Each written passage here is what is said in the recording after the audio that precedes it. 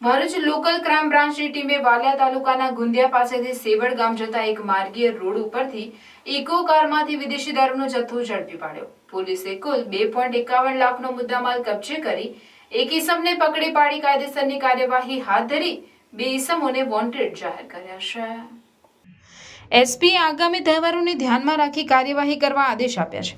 આગામી દિવસોમાં શ્રાવણ માસ દરમિયાન ભરાતા મેળાવડાઓ તથા અન્ય ઉત્સવોને ધ્યાનમાં રાખી જિલ્લામાં કાયદો અને વ્યવસ્થાની પરિસ્થિતિ જળવાઈ રહે તે માટે જિલ્લા એસપી મયુર ચાવડાએ તમામ પોલીસ અધિકારીઓને કાર્યવાહી કરવા આદેશ આપ્યા હતા, જેથી એલસીબી પીઆઈ એમપી વાળાના માર્ગદર્શન હેઠળ એલસીબી પીઆઈ એસઆઈડીએ તુવરની તેમની ટીમ સાથે વાલિયા વિસ્તારમાં પેટ્રોલિંગમાં હતા તે સમયે માહિતી મળી હતી કે ઇકો કાર નંબર GJ06BT 0405માં વિદેશી દારૂ ભરેલો છે અને તે ગાડી ગુંદિયા ગામથી સેવડ ગામ તરફ જનાર છે।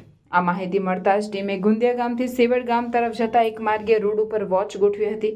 આ સમય દરમિયાન બાતમીવાળી કાર આવતા તેને રોકી તેની તલાશી લેતા તેમાંથી વિદેશી દારૂની 180 મિલીની બોટલો તથા બિયર ટીન મળી કુલ 51,300નો દારૂનો જથ્થો અને એક કાર મળીને કુલ 2,51,800ના મુદ્દામાલ સાથે વાહન ચાલક વિશાલ વસાવાને પકડી પાડ્યો હતો। તેની પૂછતાછમાં તે અને તેનો મિત્ર કિરણ વસાવાએ ફોફડિયા ગામના ભૂપેન્દ્ર ઉર્ફે ભોપા પાસેથી દારૂ લાવ્યો હોવાની માહિતી આપી હતી, જેથી પોલીસે 2 લોકોને વોન્ટેડ જાહેર કરીને તેમને ઝડપી પાડવાની કવાયત હાથ ધરી છે।